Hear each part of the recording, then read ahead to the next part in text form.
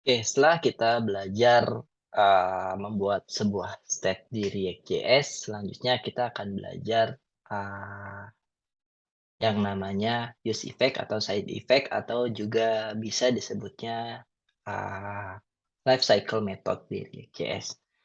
Nah, untuk di React.js sendiri, kalau di functional component sebenarnya tidak ada yang namanya, life cycle method, itu dia tidak menyediakan itu. Kecuali kalau teman-teman menggunakan, kelas komponen, itu ada life cycle method yang, sudah disediakan oleh si React.js. Tapi tenang aja di functional komponen walaupun tidak ada life cycle method, kita bisa membuat sebuah side effect sama seperti life cycle method di kelas komponen. Nah, bagaimana caranya untuk membuat sebuah side effect di, React functional component kita akan pelajari di video ini. Untuk membuat sebuah, life cycle method atau, side effect di React.js, kita bisa menggunakan bantuan hook yang namanya adalah use effect, gitu. Jadi use effect ini sebuah function yang di mana dia, apa namanya, menerima sebuah parameter, 2 buah parameter. Yang pertama adalah, callback dan yang kedua adalah array of dependency. Di sini mungkin kalau teman-teman lihat, nggak ada contohnya, tapi kita akan bahas lebih jauh terkait use effect-nya biar teman-teman nggak bingung. Oke, misalnya, di sini biar, lebih rapi, kita akan taruh di bagian bawah, lalu, kita akan langsung menggunakan use effect. Silakan teman-teman import dulu si use effect-nya, dari si React, lalu di sini dia parameter pertama adalah, callback. Lalu parameter kedua adalah array of dependency. Nah, untuk bagian pertama ini kita tidak akan mempassing, array of dependency-nya, nanti kita akan lihat perbedaannya, apa yang terjadi ketika kita, memasukkan sebuah parameter kedua berbentuk array sama tidak memasukkan sama sekali. Misalkan di sini console log, kita akan console use effect 1 misalkan, eee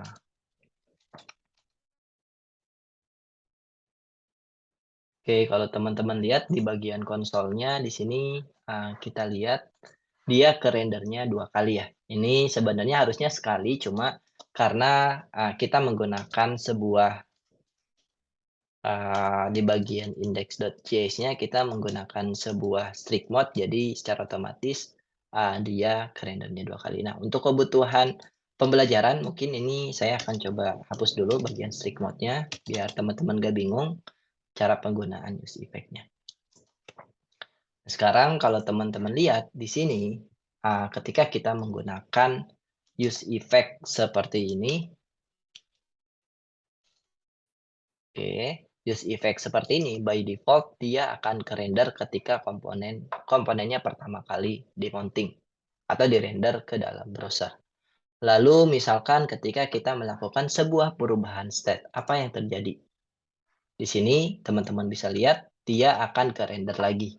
Misalkan state-nya berubah lagi, dia akan ke-render terus-menerus, gitu. Jadi, ingat ketika kita menggunakan use effect, lalu penggunaannya seperti ini, dia akan ke-trigger ketika komponennya di-mounting, sama yang kedua ketika ada perubahan state ataupun props di komponennya. Oke, itu yang pertama yang perlu teman-teman notice. Lalu yang kedua, use effect ini yang, bisa kita gunakan, penggunaannya seperti ini, kita console log. Di sini use effect, kita kasih tanda 2. Lalu bedanya di sini kita kasih array of dependency, gitu. Oke, setelah kita buat 2 buah use effect, sekarang kita akan lihat perbedaannya. Mungkin biar teman-teman notice, di sini saya akan reload, lalu di sini teman-teman fokus di bagian, konsolnya. By default, ketika komponennya itu di-render ke browser atau di-mounting, 2 buah use effect tadi secara otomatis akan ke-trigger. Di sini kita bisa lihat use effect pertama dan use effect kedua, muncul console log-nya di bagian browsernya ini. Lalu kalau misalkan kita ada perubahan di sini increment 1, 2, 3, dan 4, di sini decrement, teman-teman bisa lihat yang ke-trigger hanyalah si use effect pertama. Tapi use effect keduanya tidak ke-trigger. Artinya apa? Artinya adalah use effect yang kedua ini ke-trigger hanya sekali dan ketika komponennya di-mounting. Ketika komponennya ada perubahan state ataupun props, si use effect kedua ini tidak ke-trigger. Oke, sekarang kita akan membuat sebuah use effect ketiga. Use effect. Di sini pakai arrow function.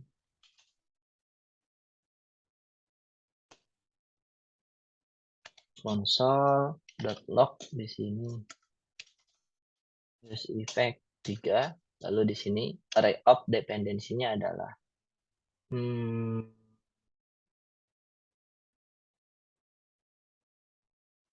array of dependensinya adalah count.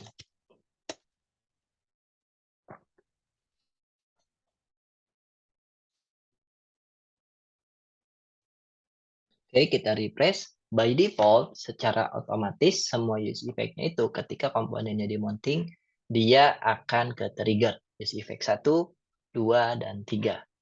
Lalu ketika ada sebuah state yang berubah, di sini teman-teman bisa lihat use effect 2 tetap tidak ke-trigger karena dia cuma sekali di-triggernya, tapi use effect 1 dan 3 dia ke-trigger. Nah, oke, kita akan bahas antara perbedaan use effect 1 dan use effect 3. Bedanya apa? Bedanya adalah ketika teman-teman membuat use effect seperti ini, maka dia akan ke-trigger kapanpun ada perubahan state ataupun props. Selain yang pertama ketika komponennya di-mounting. Oke, kalau teman-teman membuat use effect dengan model use effect 2 ini, dia hanya ke-trigger ketika komponennya itu di-mounting saja. Jadi ketika ada state yang berubah ataupun props yang berubah, dia tidak akan di-trigger lagi. Jadi cuma sekali aja dijalaninya.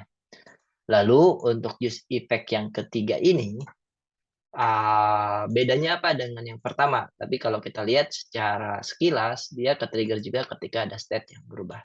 Bedanya adalah use effect yang ketiga ini, selain dia ke-trigger ketika pertama kali di-mounting, dia juga akan ke-trigger ketika ada perubahan state yang ada di sini. Gitu. Jadi kalau counternya ini berubah, dia akan ke-trigger. Kalau ini semua state yang berubah, dia akan ke-trigger. Tapi kalau yang ini, kalau cuma state counternya ini berubah, dia baru ke-trigger. Jadi kalau misalkan di sininya kita ganti jadi state name yang berubah, harusnya console log 3 ini atau use effect 3 ini tidak akan ke-trigger. Oke, kita refresh. Increment. Cuma use effect 1 aja. Karena di sini dia cuma nge-watch state name. Jadi di sini adalah sebagai watcher. Jadi kalau teman-teman mau menjalankan use effect sesuai dengan perubahan data yang mau teman-teman watch, teman-teman bisa masukin datanya di sini. Dan ini bisa apapun, bisa bebas, bisa state apapun atau props apapun gitu. Dan ini bisa nggak cuma satu, tapi bisa lebih dari satu. Nah, itu perbedaan antara use effect dan cara penggunaannya di React.js. Jadi teman-teman, sekali lagi di React.js ini sendiri tidak ada life cycle method, tapi yang ada adalah use effect, yang dimana dengan use effect ini kita bisa nge-mimic sebuah life cycle method yang ada di kelas komponen dengan bantuan hooks yang namanya use effect ini. Dan ini perbedaan antara ketiga use effect, antara use effect tanpa parameter kedua, use effect dengan array dependensi tapi kosong, dan use effect dengan array dependensi dan di sana ada setnya. Semoga teman-teman dapat poinnya. Itu dia materi untuk use effect.